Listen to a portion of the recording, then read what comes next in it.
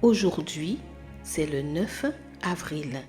Notre méditation s'intitule « Aux paroles insensées des oreilles sourdes ». Nous lisons dans Ecclésiaste chapitre 7, les versets 21 et 22. Ne prends donc pas à cœur toutes les paroles qu'on dit, de peur que tu n'entendes ton serviteur te maudire, car ton cœur reconnaît que tu as toi-même bien des fois maudit les autres. Lorsque j'ai lu ce verset pour la première fois, j'ai dû le relire pour m'assurer que j'avais bien compris. Une troisième lecture ne m'a pas fait de mal. Salomon exagérait-il ou se trompait-il?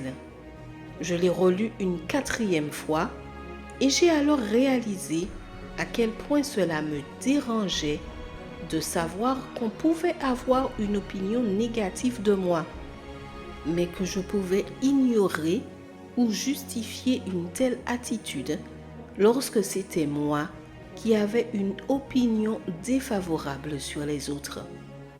Nous trouvons cela tellement désagréable que l'on dise du mal de nous, que la colère, le dégoût et la désapprobation envahissent notre esprit et que nous nourrissons des sentiments qui nous font mal. Mais il faut savoir qu'il n'y a que deux possibilités à propos de ce que l'on dit de nous. Soit c'est vrai, soit c'est un mensonge. Si c'est vrai, nous avons deux options. Premièrement, jouer à la victime et ne pas reconnaître par fierté que le commentaire offensant est vrai. Par conséquent, nous restons dans l'erreur. Deuxièmement, nous pouvons reconnaître humblement que nous agissons mal et nous pouvons corriger notre comportement dans la prière. Dieu nous a donné la raison et avec elle la capacité de distinguer le bien du mal. Il suffit de l'accepter.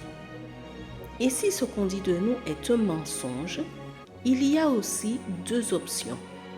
Premièrement, se sentir blessé et rendre l'appareil ou, deuxièmement, même si cela fait mal et cause de l'indignation, nous pouvons suivre le conseil biblique et ne pas en faire toute une histoire.